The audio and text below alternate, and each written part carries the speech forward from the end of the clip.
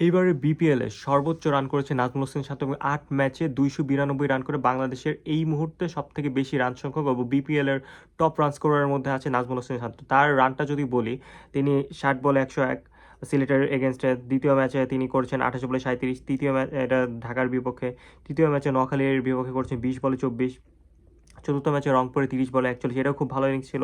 এবং পঞ্চম ম্যাচে নোয়াখালীর এগেনস্টে এটা আসলে খুবই খারাপ ইনিংস খেলছে, ৩ বলে ১।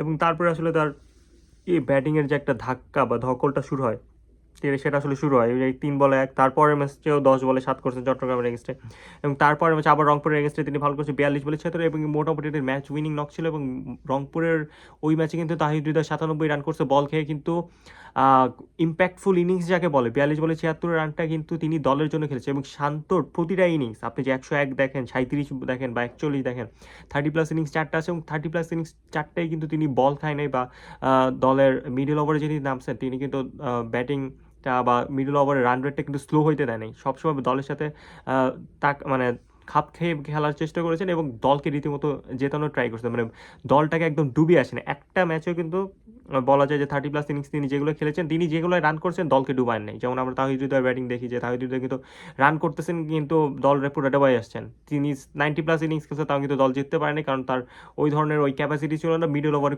খুবই বাজে ব্যাট করছে। তারপরে ম্যাচে ১২ বলে ৫ রান ঢাকা লাস্ট ম্যাচে। তো যাই হোক, এই মুহূর্তে সবথেকে সফল ব্যাটার যদি বলি বিপিএলে বাংলাদেশের দলের, সেটা হলো নাজমুল হোসেন শান্ত। কিন্তু সারপ্রাইজিংলি এই ব্যাটারকে কিন্তু দলে রাখা হয় নাই, যেটা মানে মারাত্মক একটা ইনজাস্টিস। এবং বাংলাদেশের সর্বকালের সেরা যদি ইনজাস্টিস বলে কোনো জিনিস থাকে যে বিশ্বকাপের উপযুক্ত প্লেয়ার কিন্তু বিশ্বকাপে নেওয়া হয়নি, সেটা আসলে নাজমুল হোসেন শান্ত। এই ধরনের ফর্মে থাকা প্লেয়াররা যদি আপনি না নেন, আপনি সাইফের কথা চিন্তা করেন, সাইফ রান করছে এবার ৪৫, ৮ ম্যাচে ৪৫ রান করছে।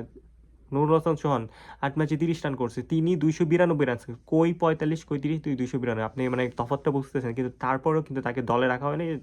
এটা কেন রাখা হয়নি সে তারা নিজেরাও জানেন। এবং তিনি 100+ ইনিংস খেলার পরের দিন কিন্তু দলটা ঘোষণা করা হয়েছে, কিন্তু তাকে কিন্তু কাউন্ট করে রাখা যেত, এবং ১৫ সদস্যের দলে কিন্তু তাকে রাখা যেতে পারতো, কিন্তু সেটা কিন্তু রাখে না আমাদের টিম ম্যানেজমেন্ট। মানে এটা খুবই নিন্দনীয়। আর আমি জোরপূর্বক দাবি জানাই আসলে নাজমুল হোসেন শান্তকে যেন দলে ফেরানো হয়। তো চলো আজকের ভিডিও। আমার চ্যানেল জন্য নতুন হয়ে থাকেন প্লিজ চ্যানেলটি সাবস্ক্রাইব করবেন, এবং নাজমুল হোসেন শান্ত নিয়ে আপনার কি মতামত, বাংলাদেশ দলের টিম ম্যানেজমেন্টের যে ওয়ার্ল্ড কাপ যে 11 জনের সিলেকশন, এটা নিয়ে কি মতামত, প্লিজ ডু কমেন্ট। আল্লাহ হাফেজ।